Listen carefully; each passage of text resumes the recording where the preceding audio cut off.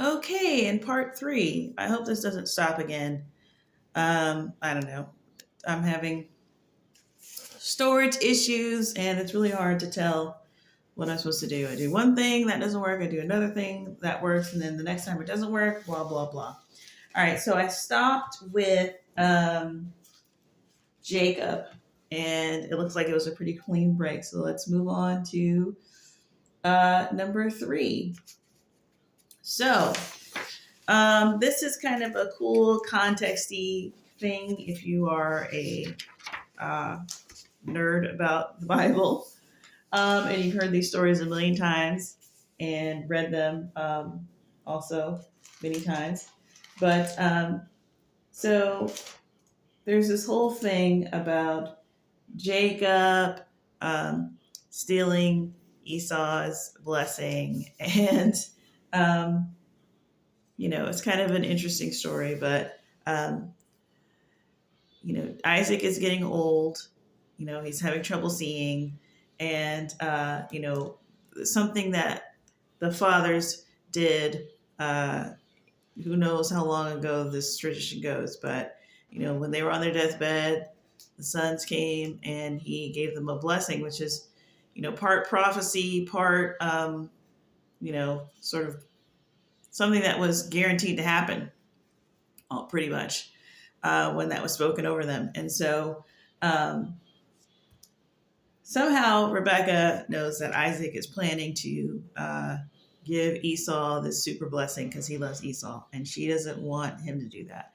So she convinces Isaac to go in and pretend to be Esau and get this blessing, right? So he does that, and there's a whole story with that. And Isaac doesn't want to do that, or I mean, Jacob doesn't want to do that because it's deceitful and whatnot. But he's like, and what if I get in trouble? Like, what if I get caught? Like, he's going to curse me. And Rebecca says, whatever he says to you, may it be on me if we get caught. So he cooks up this game because he had Esau go out and hunt and bring him back some game and all this stuff. So Rebecca cooks up something that she knows his dad would like. He puts on Esau's clothes, make sure he smells like Esau, make sure he's got like hair up here because Esau apparently is a hairy dude, and it's like the whole thing. It's a kind of like, it's almost like a classic fairy tale type setup of the story. And then he goes in to Isaac, and Isaac is like, you sound like Jacob, but you smell like Esau, and come closer, and all this stuff, and this big bad wolf stuff. And he ends up blessing Isaac. And then Isaac leaves. And then Esau comes back a little bit later, and it's like, hey, Dad, I'm back from the whatever. And Isaac is like that. And he's like, then who was just here? And this whole thing like of where Esau's like, no, you can just take that back and bless me or whatever. And Isaac's like, I can't. I already said all of this stuff. Like, it's very interesting perspective. Obviously, unless you're a Christian of any type, you believe anything supernatural, you're not going to take this story super seriously. But the idea was like, I already declared this over your brother. It doesn't matter like who I intended to do it for. Like, I laid my hands on him and put this over him, kind of thing. And so, who knows if that applies beyond the situation, if it's just the context of the story, whatever, what God wanted to happen, whatever. So that's what happens. Well, as you can imagine, it's pretty tense in the household at that point. And Esau has vowed to, get revenge on Jacob, basically. Now, up to that whole story, everything is the same in Genesis, okay? Genesis 27, Jacob takes Esau's blessing, right? So there's a whole thing about that. And then, um, Isaac ends up sort of giving Esau this counter blessing because of this situation.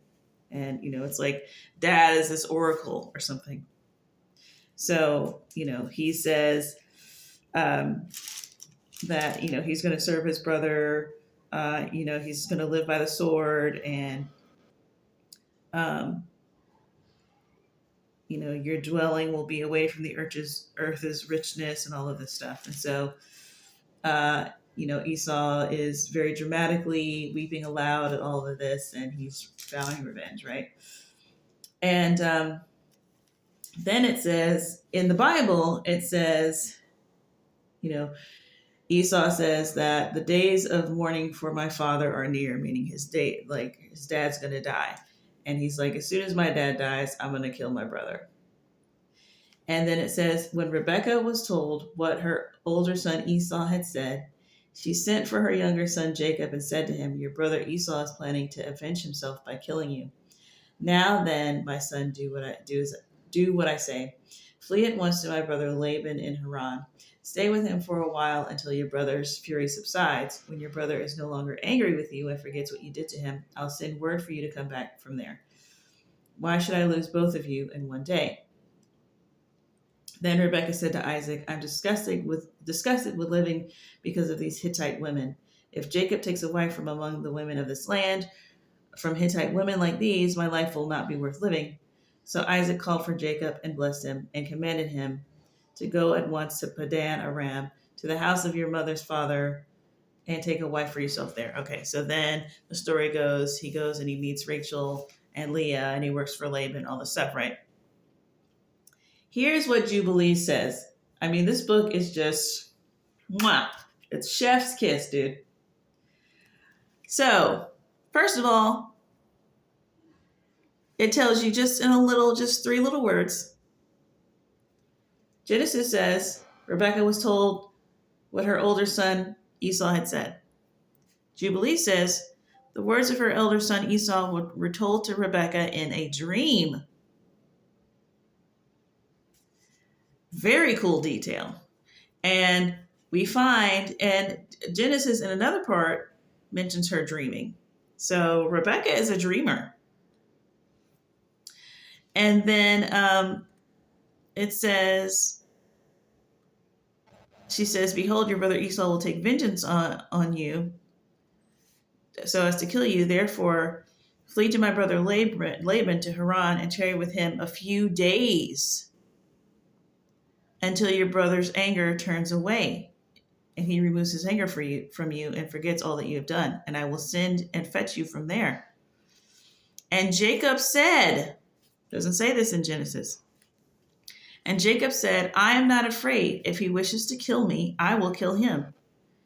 But she said to him, let me not be deprived of both my sons on one day, which is what Genesis says. So it gives the context of why she said that. Which, you can glean fine from the situation. She doesn't want to lose both her sons in one day because one is angry at the other.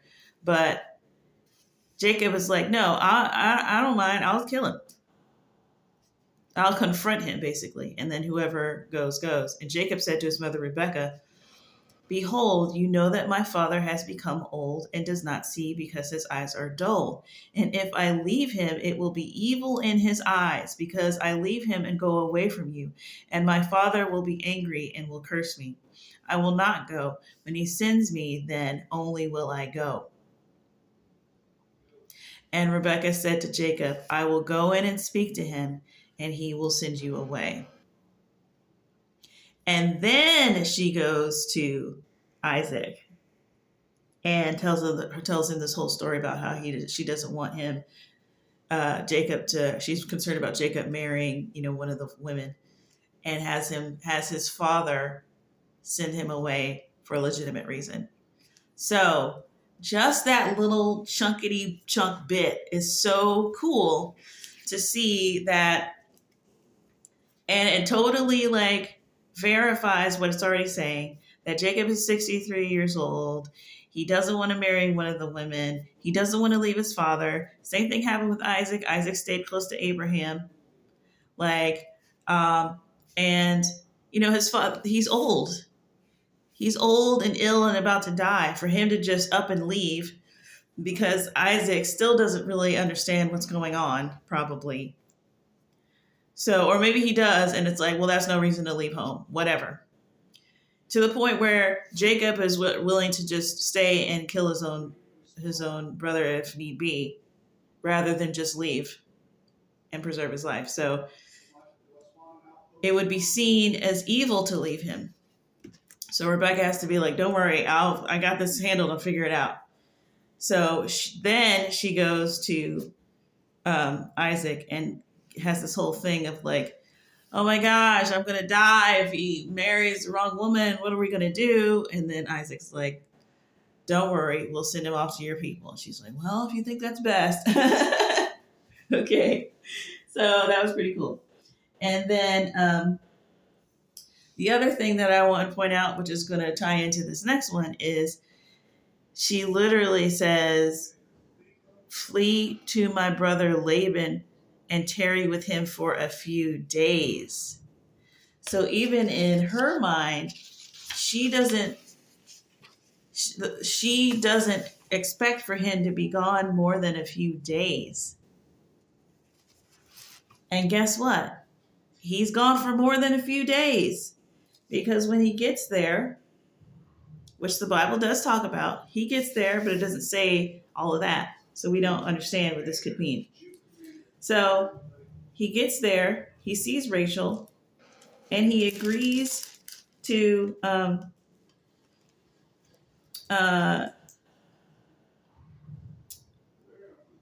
me go back to Genesis, because I did not actually read Genesis. So let me read it.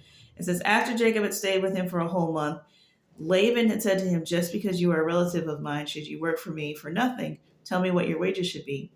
Now Laban had 2 daughters. The name of the older was Leah, and the name of the younger was Rachel. Leah had weak eyes, which I was hoping to get a little bit more insight onto that in this book, but I got something even better than that, which I will tell you later. Leah had weak eyes, but Rachel had a lovely figure. It says the same thing. It says she has weak eyes. So I guess she had weak eyes. But it does say that she had, it does say that Leah also had a lovely figure too, but it says Rachel was beautiful and also had a lovely figure. She just had the whole thing. Okay. And so then Jacob served 7 years to get Rachel. So what turned into a month with Laban then turned into 7 years for Rachel. And then hopefully we know the story of after 7 years, Laban gives him his wife, but he wakes up in the morning and it's not Rachel, it's Leah. And then he's like, what? And then Laban says, oh, well, it's customary, we don't give the younger daughter in marriage for the older one. And then he says, finish this daughter's bridal week, and then we will give you the younger one also in return for another 7 years of work.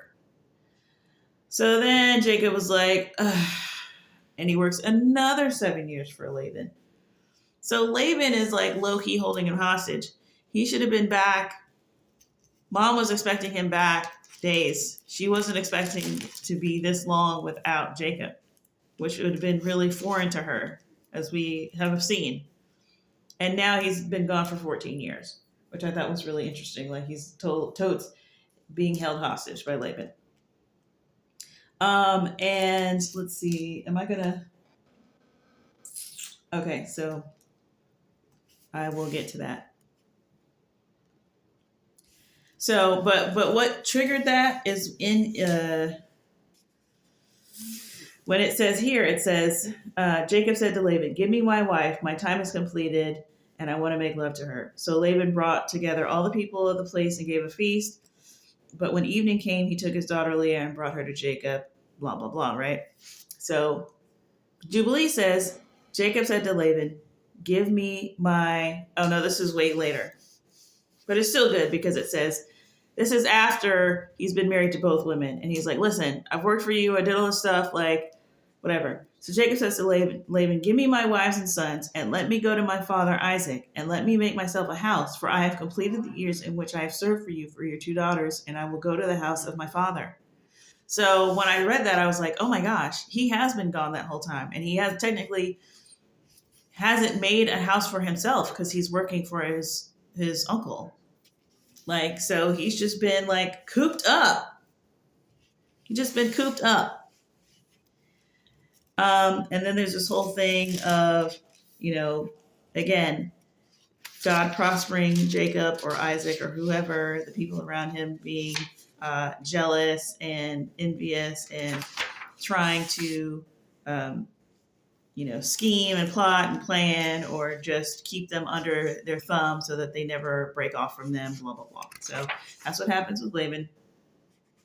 Okay, so in the interim, there's a story about Dinah in Genesis. And Dinah is Jacob's only daughter that he had. So he had 12 sons, which are the 12 tribes of Israel, and he had a daughter. Well, there's a really tragic story in the Bible about Dinah. I don't know. She is, I don't know the geography of the place, but she goes to hang out with some of the women of this other adjacent place, this land. And the king of that land, I guess, it's Shechem. So the king there, like, abducts her and rapes her, but, like, it also says that he was in love with her and wanted to marry her. And so it's confusing when you're growing up reading this story, because it says his heart was drawn to Dinah, daughter of Jacob. He loved the young woman and spoke tenderly to her. And Shechem said to his father Hamor, get me this girl as my wife. So I don't know. You're reading this and you're like, okay, well, maybe the rape part is like, so it has something to do with the time period because they weren't married or something. Like, you're trying to figure out like why it would have one little thing. It says, and he raped her. And then this whole like 4 verses, or not 4 verses, but 2 verses talking about how his heart was drawn to her and he loved her and spoke tenderly to her. And just like, because, as a woman, you're like, I don't see, like, what am I supposed to be, whatever. So you're kind of like, aw, because you don't understand what's going on. And then it says, when Jacob heard that his daughter Dinah had been defiled, his sons were in the fields with his livestock, so he did nothing about it until they came home. And again, you're having to glean the context, and it's like egregious. It says they were shocked and furious because Shechem had done an outrageous thing in Israel by sleeping with Jacob's daughter, a thing that should not be done. And you're thinking, okay, this is about the customs of the time. She wasn't married, and they did this thing, and everybody's like, oh my gosh. And it says, but Hamor said to them, my son Shechem has his heart set on your daughter. Please give her to him as his wife. Intermarry with us. Give us your daughters and take our daughters for yourselves. You can settle among us. The land is open to you. Live in it, trade in it, and acquire property in it. And then Shechem said to Dinah's father and brothers, let me find favor in your eyes, and I will give you whatever you ask. Make the price for the bride and the gift I am to bring as great as you like, and I'll pay whatever you ask me. Only give me the young woman as my wife. So you're like, okay, maybe he didn't know the customs of, the God of Abraham, and is trying to be like diplomatic about the situation, and he's just whatever. Like, you're trying to figure this out. And it said, because their sister Dinah had been defiled, Jacob's sons replied deceitfully and said, basically they're like, we can't give our sister to a man who is not circumcised. So you have to enter into an agreement that you'll circumcise all your males in the land. And they agree to it. And then after they do that, they go in and just wipe out all the males in that land. um, because no one can fight because they just got their foreskin cut off and they are not in the mood. So they easily, like literally, it's just Levi and Simeon just go in and decimate the entire land. So it's a really weird story. And then it says that after that, Dinah never gets married and she never leaves the house, and she just lives with one of her brothers until she dies, right? So you're like, okay, well, this is a tough story. It's got patriarchy all over it, blah, blah, blah. Now, the Lord gave me like a lot of revelation about the story, like, I don't know, maybe like 5 or 6 years ago. And just seeing through this Shechem character, um, and like why what he did was like sketch, and why what the brothers did was proper. And I don't know, that could be a whole other video. But so I had already had some peace about that story.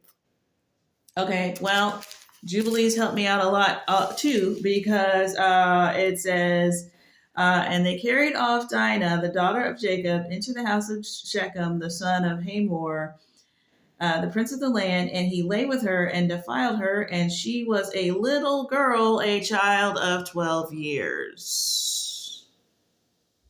Oh. Oh. Yeah. So it's going to be a no for me then. So, little sentence left out of Genesis.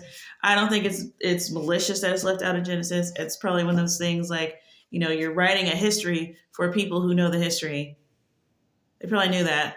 They probably didn't even think like, oh, maybe for people thousands of years from now, we should make sure that people knew that she was 12 years old. Because, that standard's never going to change or be different. It's like they probably just didn't feel like it was necessary to put that. It's like, y'all know who I'm talking about. So it turns out she was 12. My bad. I thought she was a grown woman. So anyways, moving on. So the next one I put in was,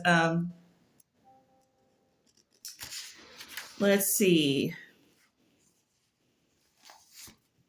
Oh, I don't know. There's a couple of things in here that are not in the Bible at all. Apparently, like, Isaac is old, but he's hanging on for a little while. And there's a story of him finally going back home after being with Laban, and he makes a journey back home and sees them for the first time in 14 years. And I think also, I can't remember if it happens once or twice, but I think Esau also comes back home too. This is literally like his only two sons. And they're, two whole same mother sons. So they come back to see him. And, and that's sort of, it's not like it's not mentioned at all. Like, where does it even come from?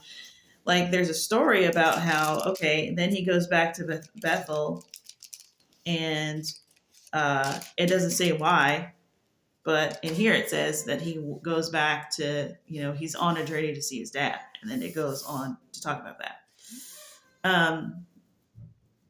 And then there's other stories about, there's a story about Reuben, who sleeps with his wife's or with his dad's concubine, which is a big no-no. So there's a story in there about that.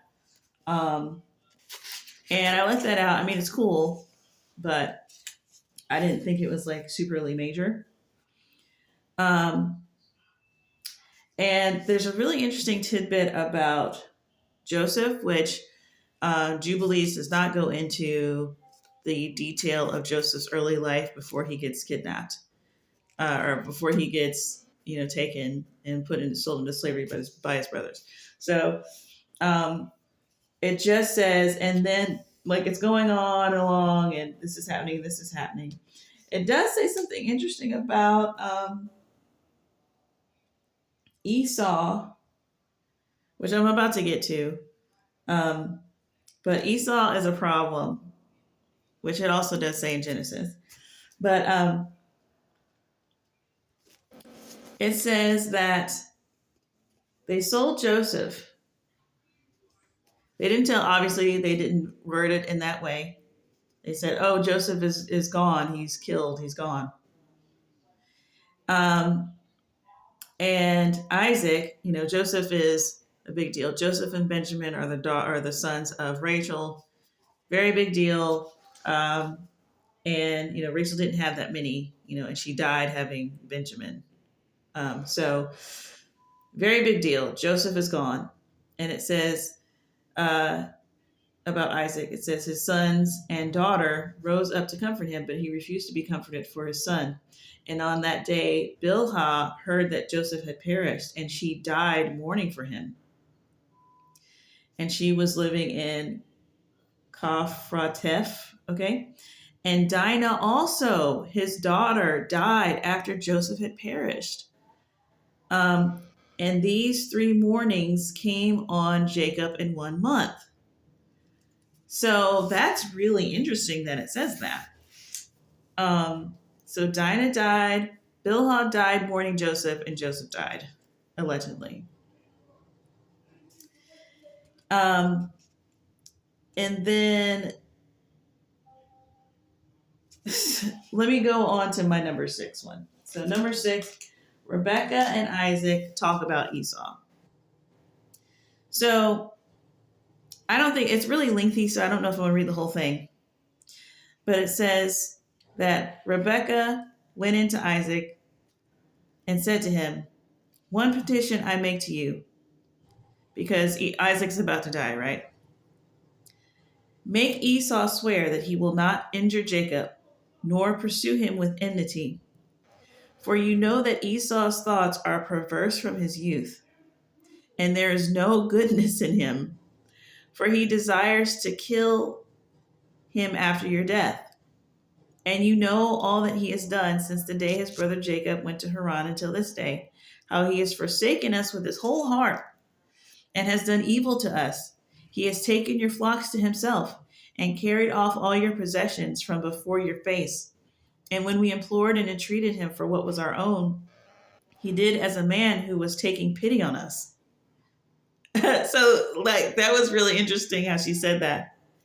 She said, when we implored and entreated for what belonged to us, give us back our stuff, he's like, fine. It's our stuff, bro. And he is bitter against you because you blessed Jacob, your perfect and upright son. For there is no evil, but only goodness in him, since he came from Haran to this day. He has not robbed us of anything. I like how she says this and then gives receipts. It's not just like, we love him, he's perfect, he doesn't, whatever. She's saying, he has not robbed us of anything. He always brings us everything in its season and rejoices with all his heart when we take at his hands. And he blesses us and has not parted from us since he came from Haran to this day. So, yeah, it does talk about him constantly sending things home to them, which, they probably need to survive because they're 2 old people that can't do anything. Isaac said to her, I too know and see the deeds of Jacob, who is with us, and how he honors us. But I formerly loved Esau more than Jacob, because he was the firstborn. But now I love Jacob more than Esau, for he has done manifold evil deeds, and there is no righteous in him. For all his ways are unrighteous and violence. And now my heart is troubled because of all his deeds, and neither he nor his seed is to be saved. For they are those who will be destroyed from the earth, and who will be rooted out from under the heavens. So it just goes on and on and on. And you could say, okay, somebody came along hundreds of years later, and 1,000, 1,500 and some years later, however long, and fixed up this account of Esau, these details about Esau, because all it says really in Genesis is that God said, Jacob, I love Esau, I hate it. And we know that he's supposed to represent everything that is bad. or something. He's just the evil brother, and he represents that, and Jacob is the good brother. And it doesn't really say much more to that and speak to that. So it's like, okay, you can say somebody came and zhuzhed it up and made it, whatever. Or you could just believe that these are just some details that are left out of the account that we know about. But that is, commonly just Jewish legend, and they know all this stuff because there's plenty of stuff in the Bible that is quoted, and they clearly have more stories and have more access to information than we do because they reference it. And sometimes there's references that we don't even like. What? Remember Jan and Jambers in the wilderness with Moses? You're like the who's he and the what he where? Like, so they, so this could just be more of that. And then I got this underline. I guess we'll see why in a minute. It says, after they have that whole speech, and then it says, and Rebekah sent and called Esau, and he came to her. And she said to him, I have a petition, my son, to make to you. And do you promise to do it, my son? And he said, I will do everything that you say to me, and I will not refuse your petition. And she said to him, I ask that the day I die, you will take me in and bury me near Sarah, your father's mother, and that you and Jacob will love each other, and that neither will desire evil against the other, but mutual love only. And so you will prosper, my sons, and be honored in the midst of the land, and no enemy will rejoice over you. So it's a very interesting sort of the diplomacy that they have, because they understand that Esau is clearly a hot mess, but their strategy isn't to sort of disown him and distance themselves. They're like trying to like make this peaceful, from the grave, because they can't do anything once they die. It's like, swear an oath to me before I die that you will love each other, even though they admit that, he's not really capable of it, but in some way, they feel like they can do that. Okay. So that's very interesting and will be relevant later down the line. So I'm just kind of going chronologically. But this next one, if I was doing a top 10, this would have been my number one. This has been my number one right here. I love this so much. Number 7, justice for Leah. Justice for Leah. I love it. Not in Genesis. Jubilees, here we go. Chapter 36, verse 21 states, and his wife, Leah, died in the 4th year of the 2nd week of the 45th Jubilee, and he buried her, blah, blah, blah. And all her sons and his sons came to mourn over his wife Leah with him, and to comfort him regarding her, for he was lamenting her. For he loved her exceedingly after her sister Rachel died. For she was perfect and upright in all her ways, and honored Jacob. And all the days that she lived with him, he did not hear from her mouth a harsh word. For she was gentle and peaceable and upright and honorable. And he remembered all her deeds which she had done during her life. And he lamented her exceedingly, for he loved her with all his heart and with all his soul. Okay? Thank you for putting my heart at ease with that. You can sort of glean very, if you just really desperately want to, from Genesis, that Genesis is Team Leah, that she is great, that she's as good as this passage is saying, but it doesn't really spend a lot of time on it. You got to really just imply that. So when I saw that, I was just like, yes, yes, yes. Every sentence was like, oh, thank you, God. Like, that was fantastic. Like, it doesn't even really say that much about Rachel either, but we know that he loved her. And like, in the moment he saw her, he cried, so we know how he felt about Rachel. But it was unclear how he particularly felt about Leah, and it was just giving misogyny, because you're just like, I thought this dude is upright in all his ways. Like, why are we not getting any value for Leah? Like none? Like it's really just all about Rachel being a 10? Like really? So, oh my gosh. Should I read it again? And all her sons and his sons came to mourn over his wife Leah with him, and to comfort him regarding her, for he was lamenting her. For he loved her exceedingly after her sister Rachel died. For she was perfect and upright in all her ways, and honored Jacob. And on all the days that she lived with him, he did not hear from her mouth a harsh word, for she was gentle and peaceable and upright and honorable. And he remembered all her deeds which she had done during her life, and he lamented her exceedingly, for he loved her with all his heart and with all his soul. Ah, I love it. All right. This is very interesting. This is another one of those things that I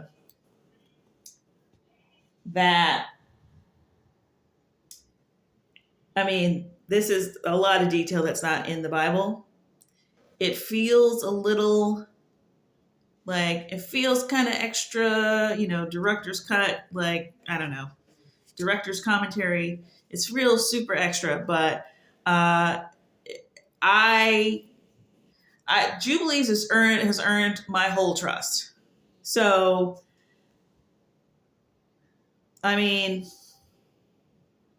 seems like this should be in the Bible, but it's not. So, remember all that stuff about Isaac and, Rebecca trying to get Esau to calm down once they die and all this stuff.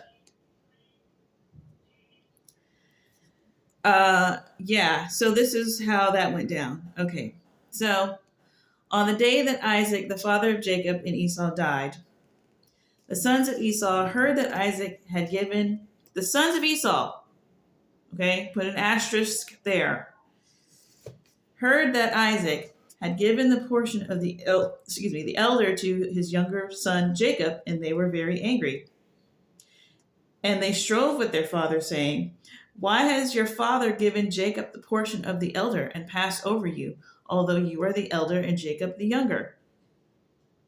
And he said to them, "Because I sold my birthright to Jacob for a small mess of lentils.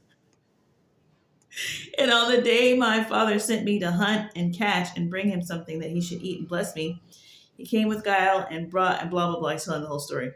Like, he really has he's giving lunkhead vibes. He's just like, well, I sold my birthright for a bowl of soup. And then this other thing happened where he's just this big, strong ox, and his sons are like, why is this happening? Like it's such a great thing to be able to go, oh yeah, the sons are watching all of this.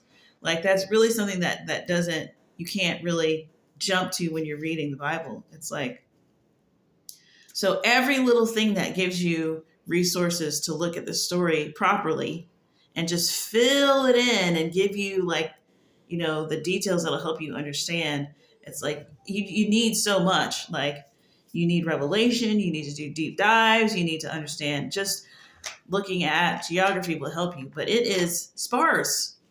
It's sparse. It's not.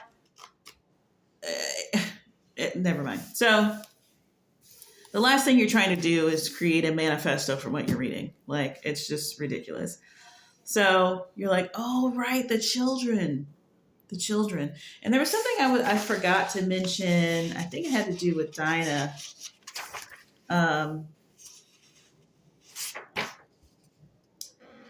Oh yeah, and it says literally that Jacob.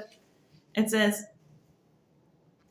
they dealt treacherously with him and formed a plot against him to slay him. The brothers that sold Joseph.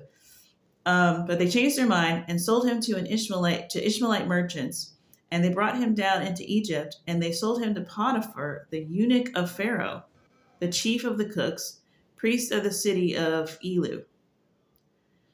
So you said Potiphar the what? Potiphar the eunuch. Potiphar the eunuch? Potiphar the eunuch. So Potiphar had a wife, right? So Potiphar had a wife, And apparently Potiphar was a eunuch. Oh, the picture just keeps getting better. I love this book. Like, just a little bitty. The eunuch of Pharaoh. That's it. That's it. Not no big, huge, no, you don't know the whole story. You don't know the real story. Let me tell you what really went down. First of all, Joseph, his mom wasn't even, it's nothing like that. It's just these little details that make you go, whoa, what did you say? What did he say? So, yeah. So I forget what I was going to say, but it was another detail like that I was like, oh, wait a minute. And it came and went. Anyway, maybe it'll come back to me. So anyway, it came back to me because of what I was reading about Esau and them. So maybe it'll relate. Okay. So then the sons say, okay, we will not listen to you to make peace with him. So Esau has been beat down to the point where he's like, he don't want, yeah, my mom said not to, and, I'm just, who cares? I'm not gonna. And his sons are like, okay, well, you might not have the wherewithal to fight this, but we're not going along with it. He said, and Esau old, everybody old. For our strength is greater than his strength, and we are more powerful than he. So they're like, we can beat Jacob up. We will go against him and slay him and destroy him and his sons. And if you will not go with us, we will do harm to you also. Sons of Esau. Them sons of Esau. Because that's what happens when you're evil and when you make sons. It's not no safe. Oh, but everyone loves their father. What? No, you can't just glom on the characteristics of righteousness to everybody. So just for that detail alone, I absolutely believe that would happen. Oh, sons don't do that. Evil sons do. So it says, and if you will not go with us, we will do harm to you also. So they come up with this whole plan to literally do battle and let us exterminate him before he grows from the earth, before he grows strong. And then their father said to them, do not go and do not make war with him, lest you fall before him. And they said to him, this too is exactly your mode of action from your youth until this day, and you are putting your neck under his yoke. We will not listen to those words. And you know what? It's giving Canaan. It's giving Canaan. Because you got Ham, who is this cursed son, like Esau, and he's living like this is your life. This is what it says about you. You're cursed. You're going to serve the other whatevers. And then here comes the sons. And they say, you're going to do what? Not you. You to you. Not me. And they come and they just do whatever they want. And they end up fulfilling the curse with their attitude, trying to come up from underneath it. So Canaan thought he could do his own thing, dwell in someone else's land. Canaan's like, I wouldn't do that. I don't think you should do that. He's like, well, not only am I going to do it, I'm going to name it Canaan. It's mine now. And then here we got Esau. Esau's going, I don't think y'all should try to do that. And they're like, not only are we going to do that, but if you don't shut up, we'll kill you too. And then it says, this is after they say their plan, it says, and Esau was filled with wrath and indignation on seeing that his sons were forcing him to go before them to lead them against his brother Jacob. But afterward he remembered all the evil which lay hidden in his heart against his brother Jacob. And he did not remember the oath which he had sworn to his father and to his mother, that he would devise no evil all his days against his brother Jacob. Notwithstanding all this, Jacob did not know they were coming against him to battle, and he was mourning for his wife Leah. So this is kind of like a backup. It's backing up in time as to what time period this was. He was mourning for his wife Leah until they approached very near the tower with 4,000 warriors. Okay, so it's showing sort of the geography. He lives he moved back with his parents. So this tower, like his parents lived near this tower, and they had enough land to where, and Esau had an army. Like, it's really hard to think about like what this would have been like when there's it's early in the development of time, and whole families are able to just amass everything because nobody, like, I don't know, it's really hard to whatever conceive. So I did hear a commentary that was talking about like, oh, Genesis says that doesn't say anything about this, but they're conflating two different things, because there's a part where he does meet up with his brother and they do make peace, and he's afraid that that Esau is going to be mad when he sees him next, and Esau's not mad, and they see each other's children and all this stuff. Okay, that doesn't necessarily mean that isn't this scenario. Just like that whole thing with the wells and a curse on the Philistines, like, it's not contradicting Genesis. It's just adding something else to it.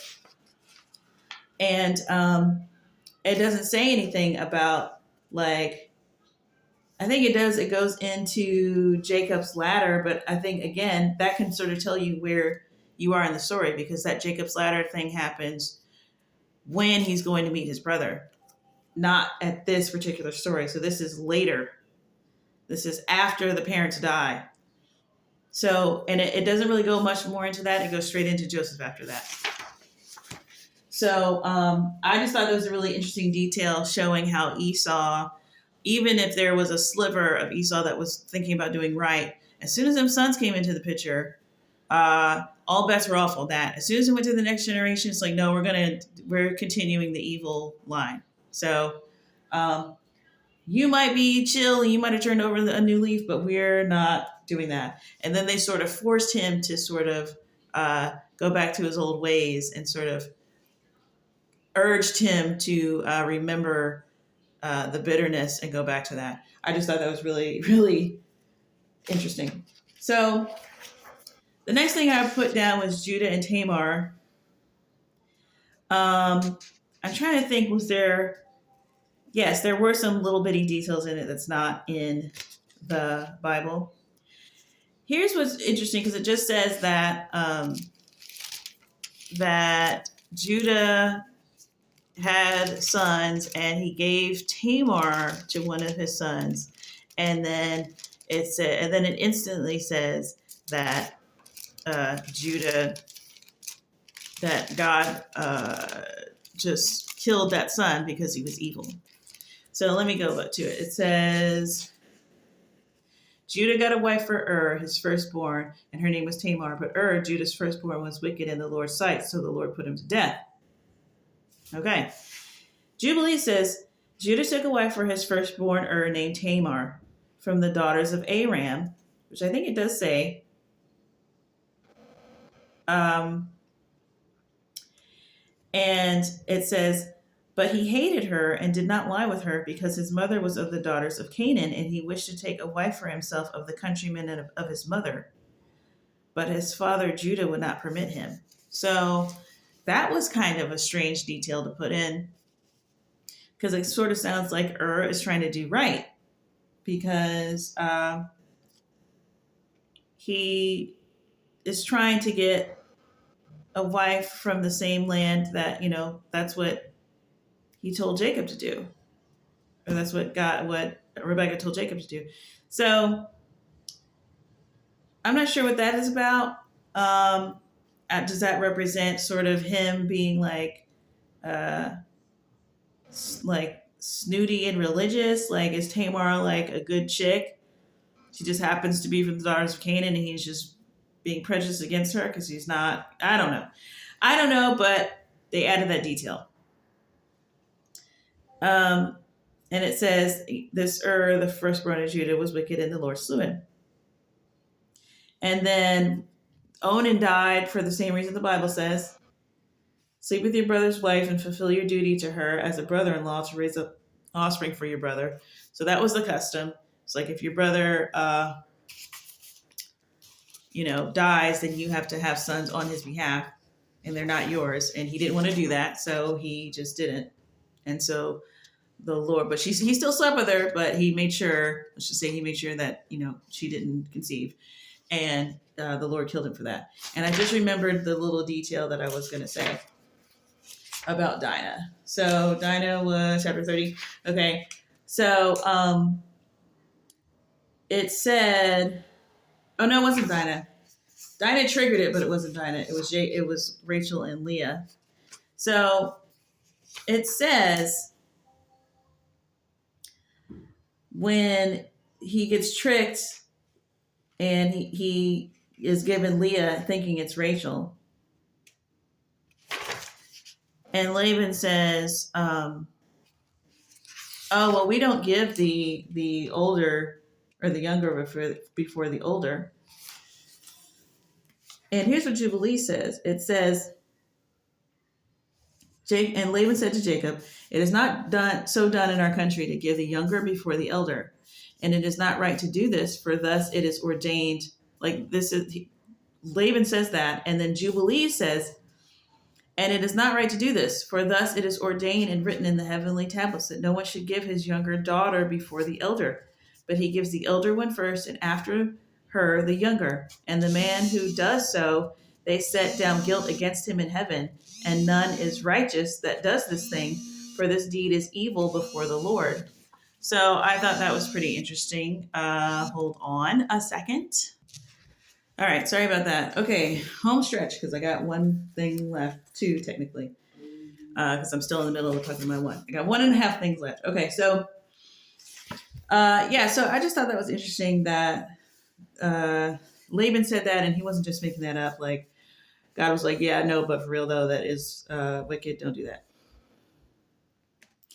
It says it is very wicked.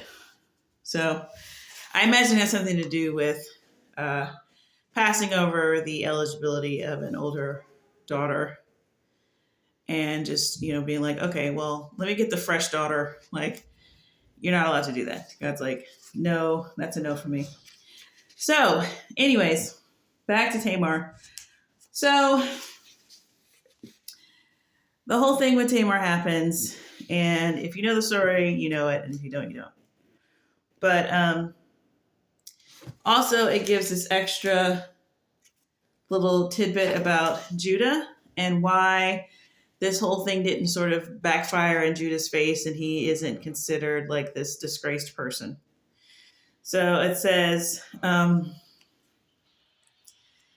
Tamar is more righteous than I am, because she was with child and it was, his children and they found out in a roundabout way and he was going to, because what he did after she slept or she married the sons and God killed the sons, then he was like, well, I got one more son. He's like 8 when he rose up, you can have that one. And, but wait at your dad's house until that son grows up. And surprise, surprise, the son grows up. They don't marry him to Tamar, which seemed to be just something about like, his wife was like, you're not marrying my son to that old lady. So it wasn't even about like him being shady towards Tamar. It's like the mom was like, not happening.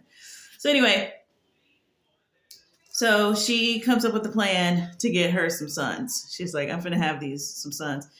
And then it says, Judah acknowledged that the deed, after they were going to stone her for being with child, they figured out who she was and what happened. And he was like, okay, you're more righteous than I.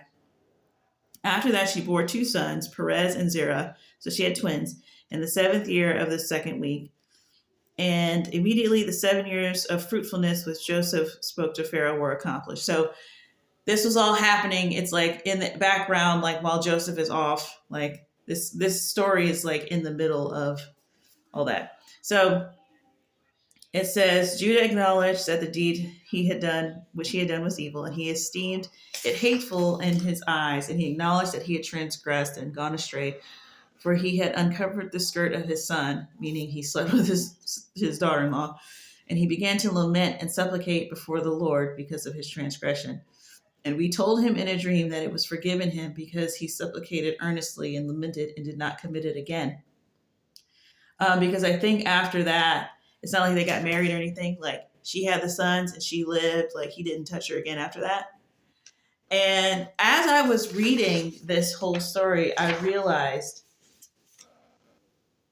because I was like, it's so crazy that she's in the line. She's in the line of Jesus, like Tamar, who's this, Canaanite, and it's this really sketch situation. And as I was reading, I was like, oh my God replaced Judah's sons.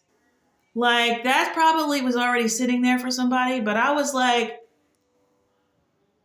I just looked at it as this scandalous thing that happened. And, it turned out fine somehow. But I was like, oh my gosh, he killed the two sons that were wicked and replaced them with two not wicked sons. It's like, oh my gosh. Like in this really weird way that looked seemingly not okay. But like, it's like, oh my gosh, he was replacing the wicked sons. He's like, I'm not moving through that line. We need to get some non-wicked sons in here. So that blew my mind when I realized that. I was like, that's a trade for trade. He wasted a couple of years, but he got his line right. I was just like, oh my gosh, I've never seen that. Ah! All right, so this is number 10. This is the final one. And honestly, this could probably be the number one. The Leah thing was like my emotional number one. This right here is probably rightfully the number one. Okay. So pretty much almost the last, the second to last story. We're all the way up to Joseph, and I don't know why that's not underlined. Is that what this is? No, it's not. Okay, so there's a very interesting thing in here about how after Joseph died, because the beginning of Exodus starts and it says that a Pharaoh rose up in Egypt that didn't remember Joseph and didn't know anything about him. And then they began to,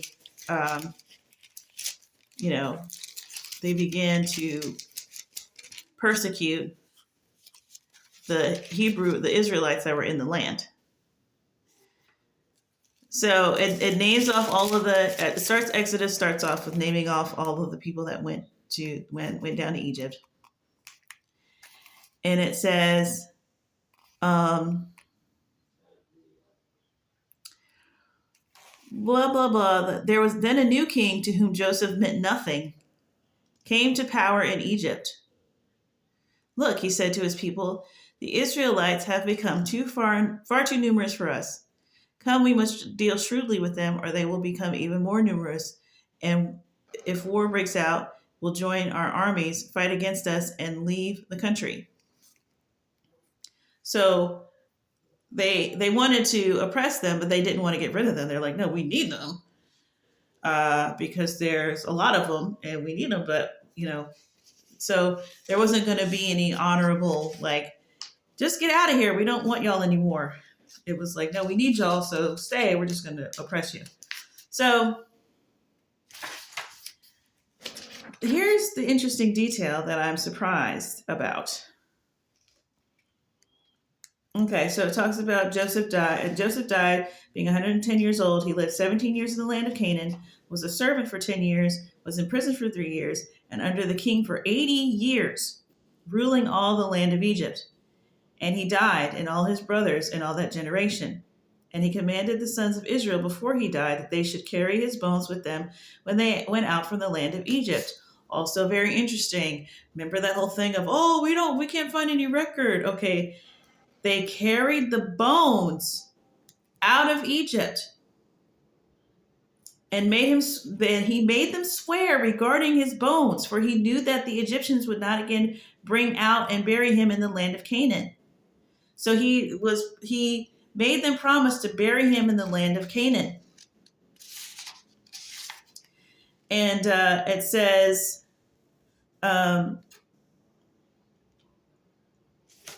Let me skip over that really quick. And it says, and Joseph died in the 46th Jubilee in the 6th week. And then the sons of Israel brought out all the bones of the children of Jacob, and they buried them in the field in the double cave in the mountain. And then here's something interesting. And it says, this is Hebron, and most of them returned to Egypt, but a few of them remained in the mountains of Hebron. And your father Amram remained with them. And I thought the father was just some ancient father. No, this is literally Moses' father Amram. When they went to go bury the bones of the children of Jacob meaning Israel, they went to bury the bones in the mountain. Some of them stayed there and didn't return to Egypt. And Moses' father was one of those who stayed in the mountains and didn't return to Egypt. So there's some very interesting stuff in here. And this is 200 BC. This is way before your college professor had questions about whether there was Hebrew Israelite remains. Okay. So, these people had no dog in the fight. So, but here's what it says. It says, for Macamaron, king of Canaan, while dwelling in the land of Assyria, fought in the valley with the king of Egypt and slew him there, and pursued after the Egyptians to the gates of Ermon, but was not able to enter. For a new king had become king of Egypt, and he was stronger than he, and he returned to the land of Canaan, and the gates of Egypt were closed, and none went out, and none came into Egypt. And then, blah, blah, blah, and Joseph died, blah, blah, blah. And the king of Egypt went out to war with the king of Canaan in the 47th Jubilee, in the 2nd week, in the 2nd year. And the sons of Israel, okay, that's where they brought up the bones. And most of them returned to Egypt, but a few remained in the mountains. And the king of Canaan was victorious over the king of Egypt. And he closed the gates of Egypt.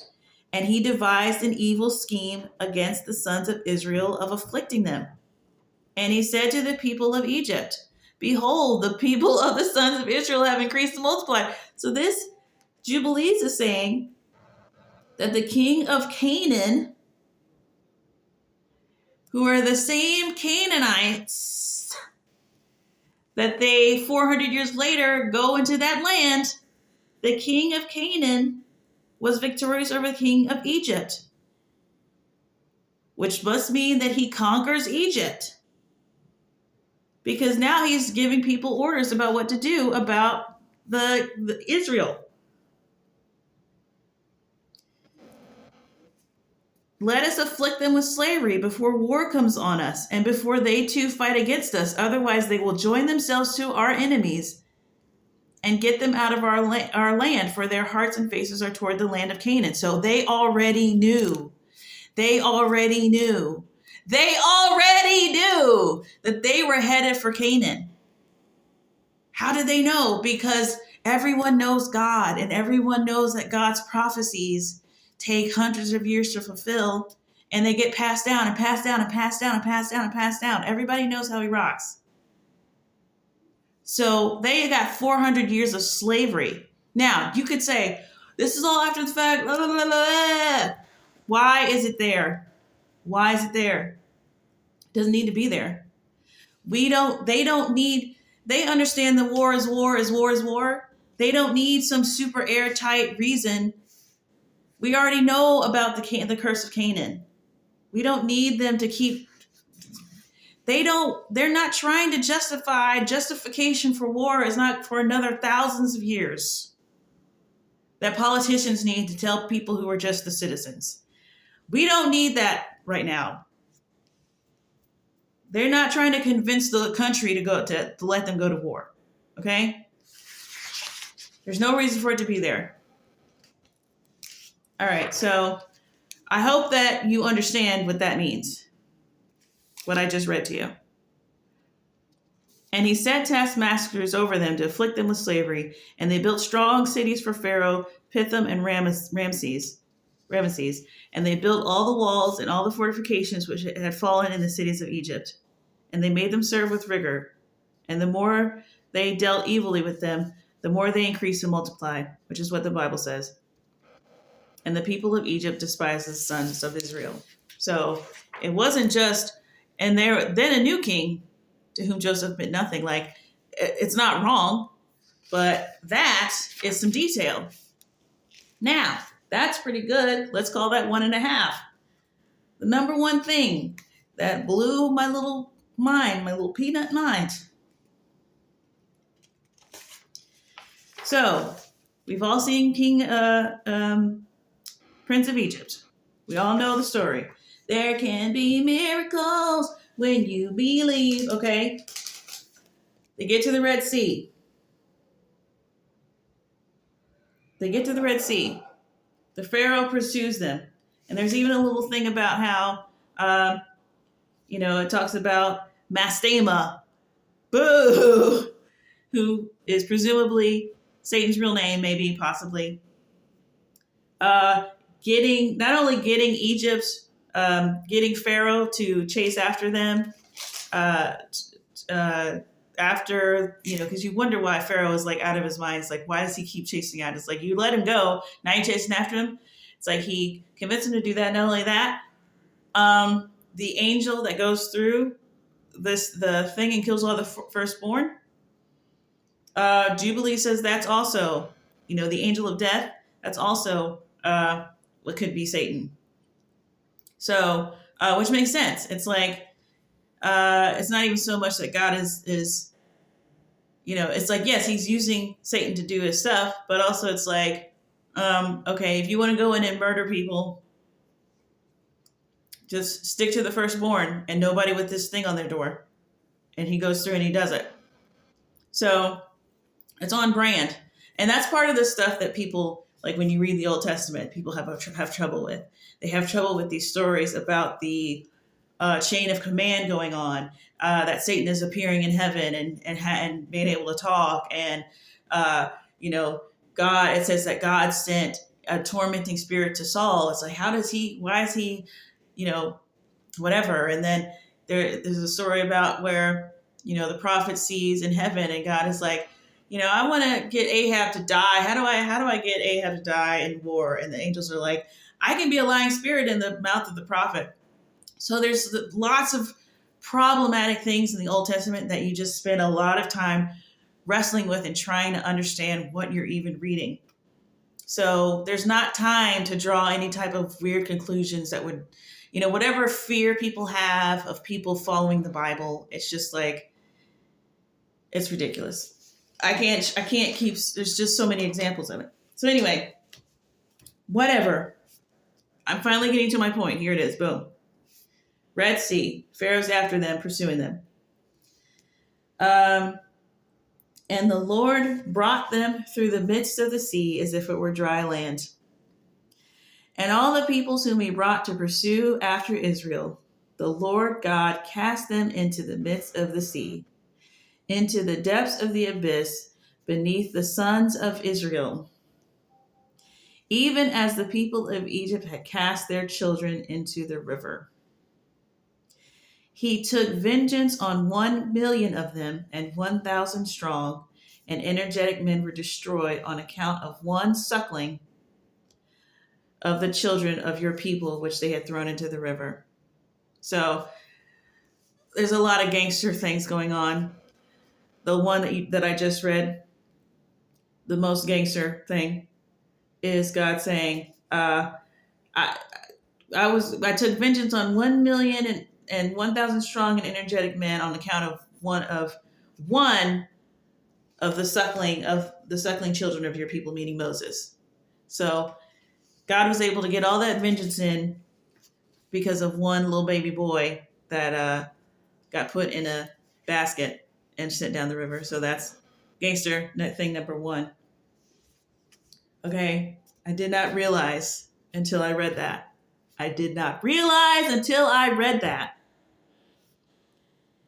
The Lord paid Egypt back for the babies.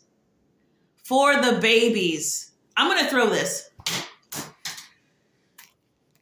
I forgot about the babies and how that was genocide as well. I forgot how that genocide happened first. I forgot.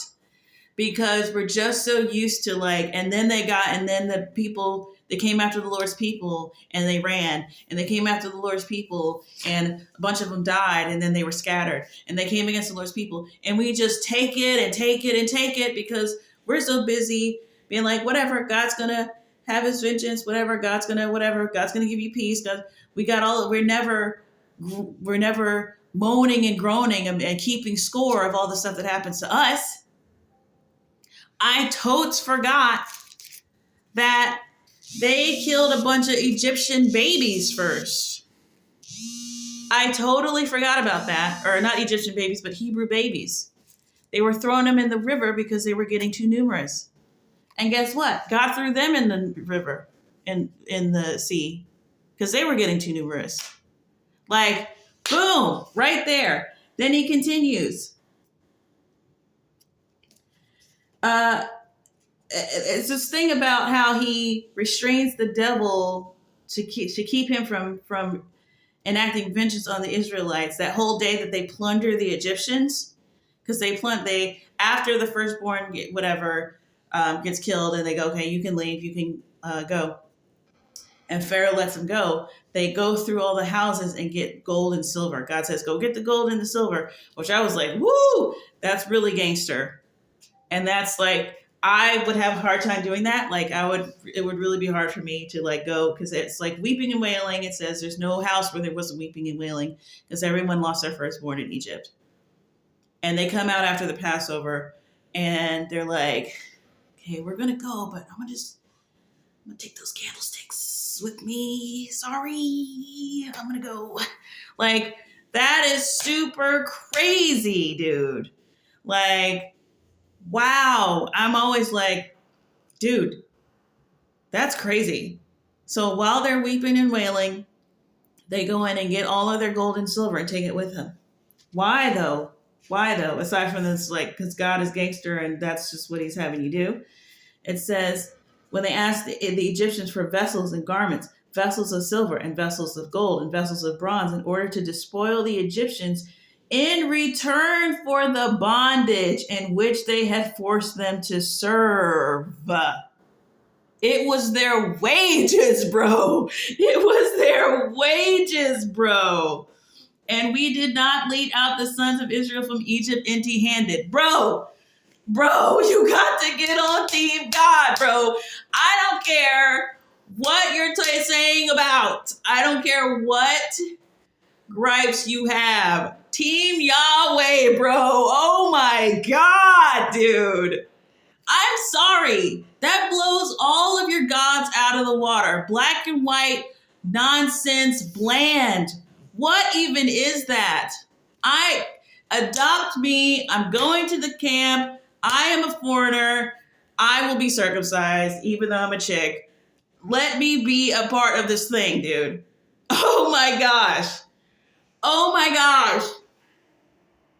How do you even make this story up? If this is a made up story, it's literally the best story that's ever been written. These are the best stories that have ever been written. Plot holes where? Plot holes where? Oh my gosh. I never saw that. I never saw that them drowning in the Red Sea was direct relation to drowned babies in the sea. I never saw that them plundering the Egyptians was literally their wages. It's not even unfair, but it's so gangster.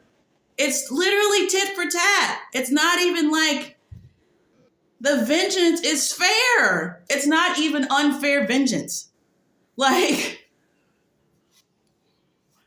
I can't with God. I can't with Jubilees. I can't with any of it.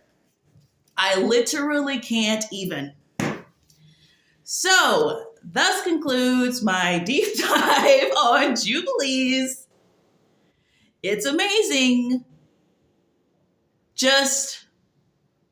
It's amazing. And I'm sure there's a bunch of extra biblical texts that are just as amazing as Jubilees. I still have Josephus, which I'm only like, I probably read a 15th of it. So I'm blown away. Y'all have a blessed day, and I will leave another video about something soon.